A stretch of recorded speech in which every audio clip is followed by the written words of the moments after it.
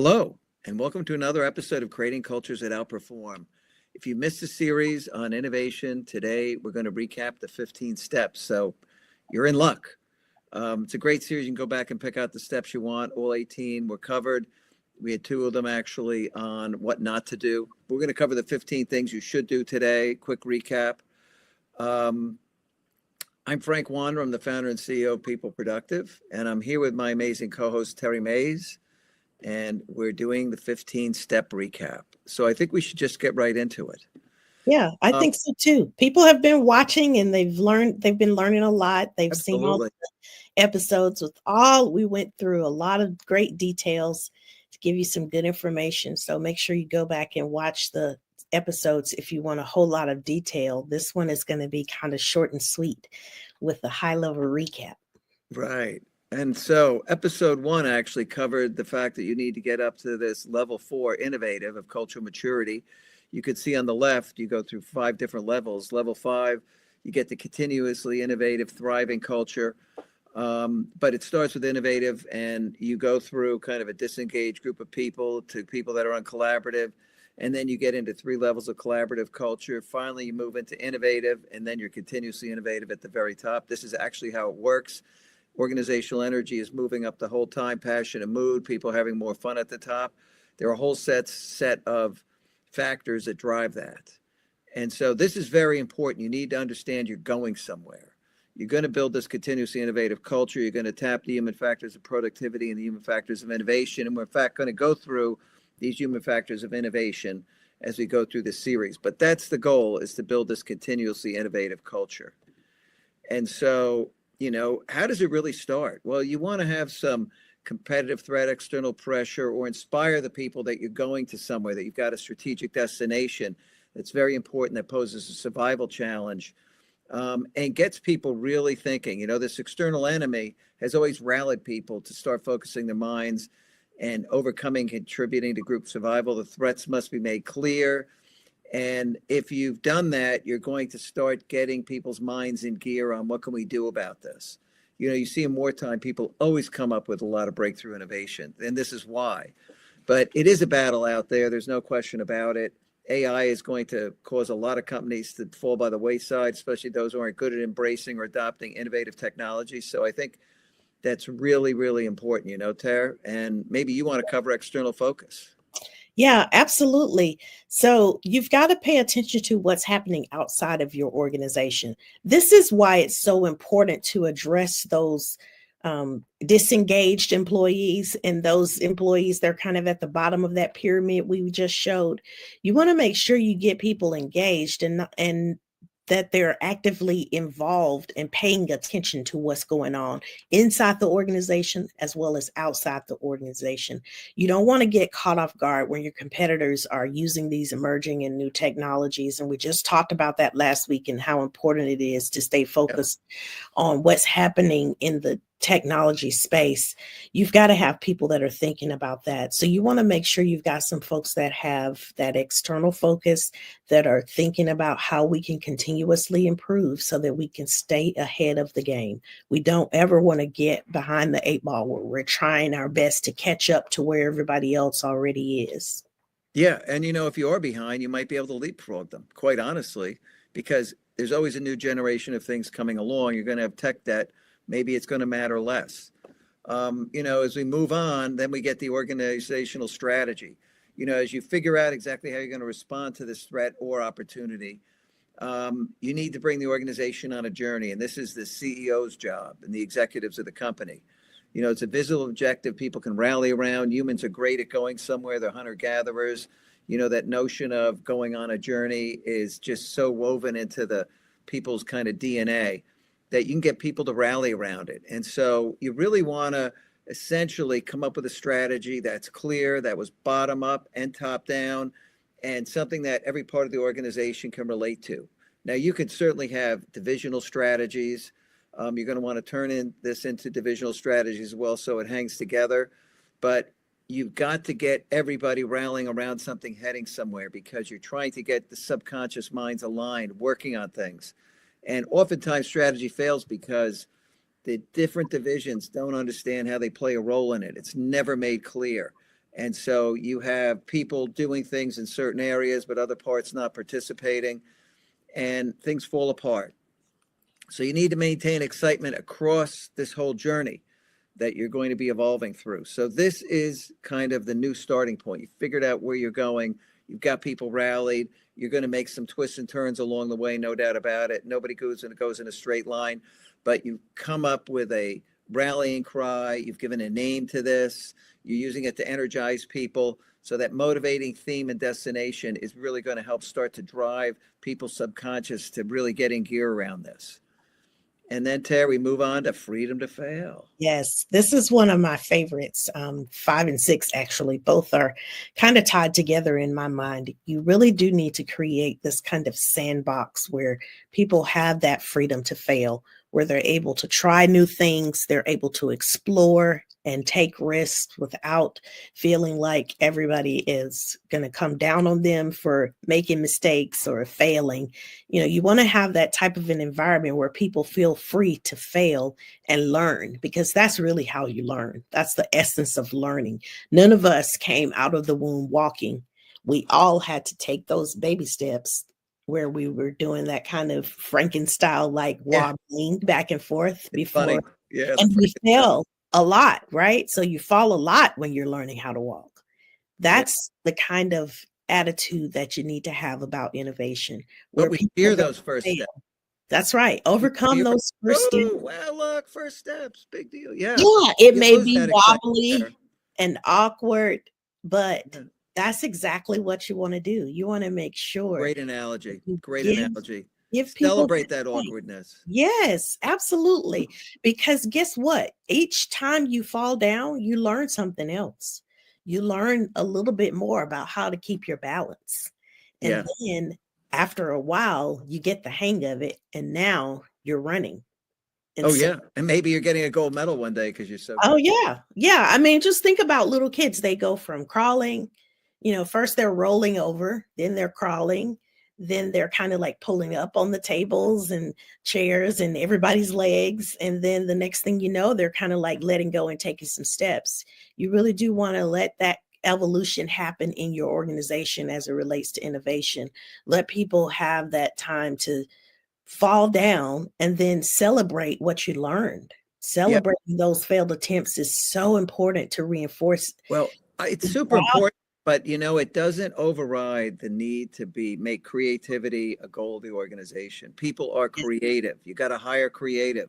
Yes. Get a creative, aptitude test and hire for this aptitude. You want to intersperse that throughout the organization. Not everybody's equally creative. Not everybody's equally fast. Not everybody's an equally good artist. Some people are unbelievably good at, and others have no ability. And so creativity is an aptitude. You've got to go hire for creativity.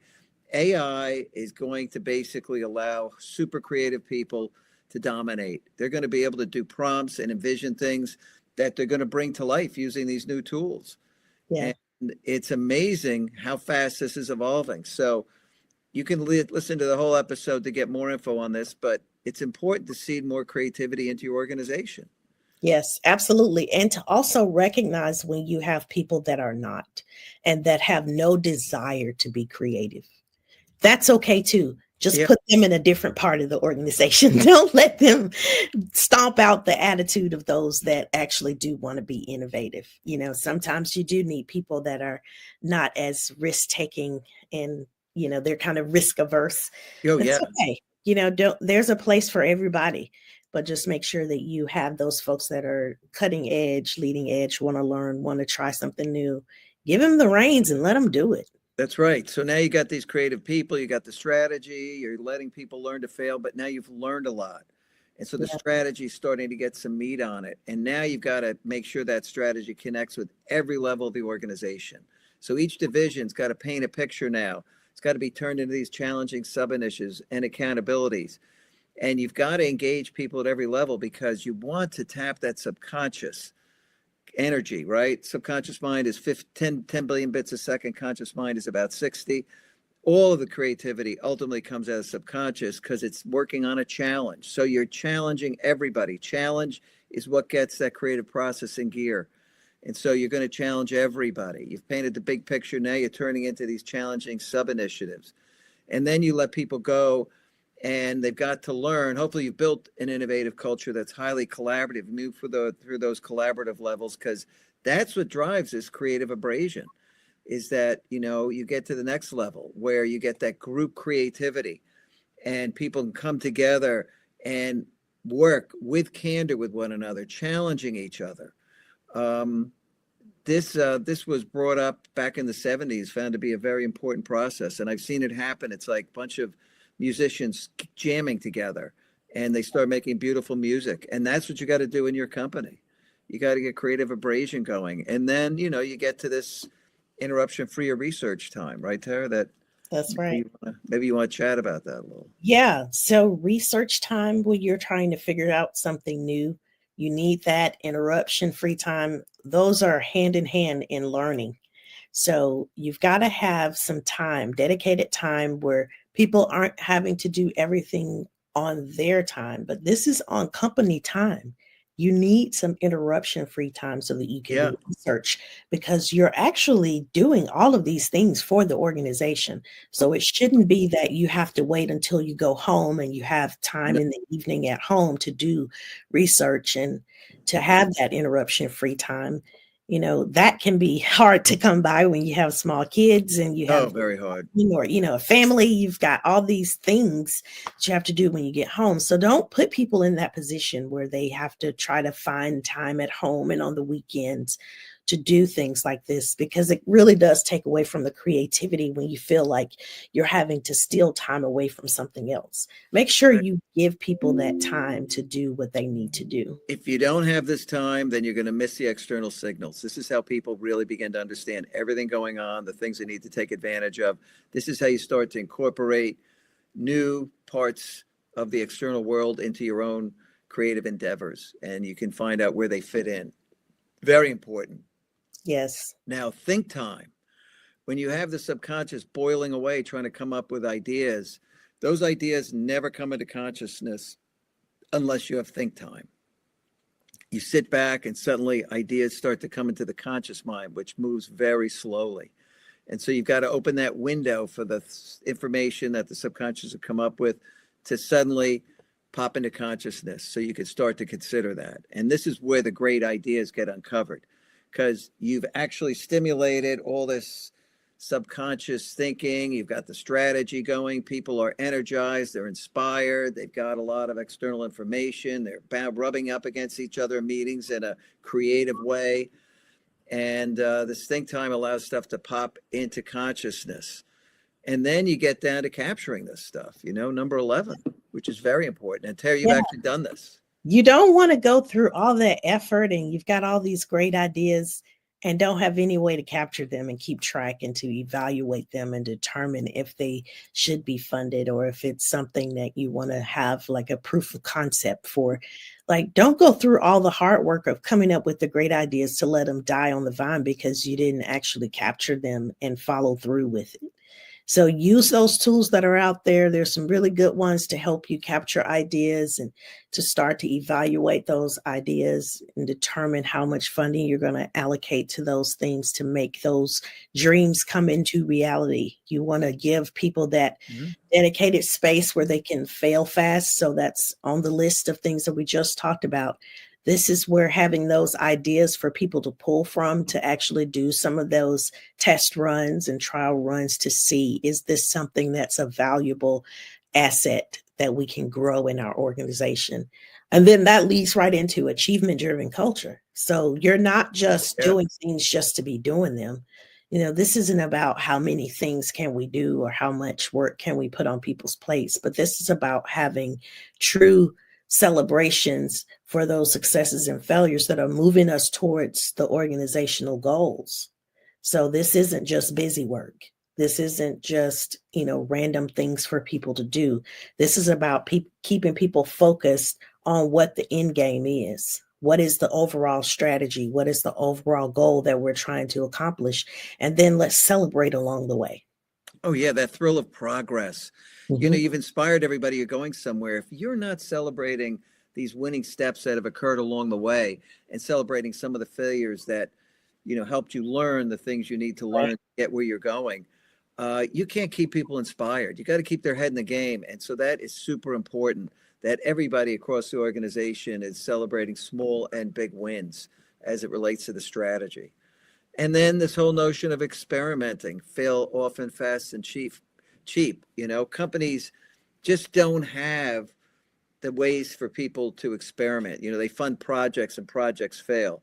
But if you have the mindset that we have an experiment, to test and learn and do things, getting that whole notion of a culture that's able to experiment, and that feeds kind of a different sense of where you're going, because otherwise you're doing work, you're not experimenting, you're doing funded projects. Some of them are experiments for real because they may be very risky, and people can embrace those without any problem. And this ultimately leads to this state of continuous innovation because you got ideas popping all over the place.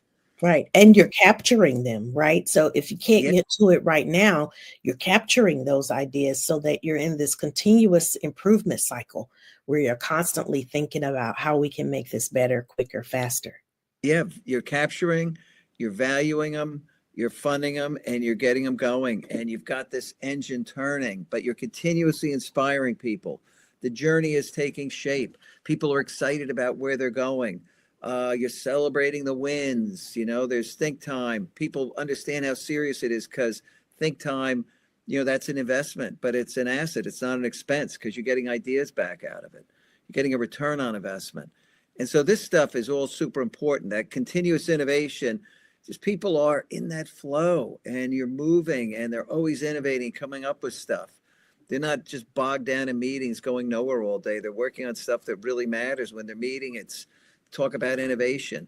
Companies waste so much time in meetings and other stuff, which we spend a lot of time talking about in other shows.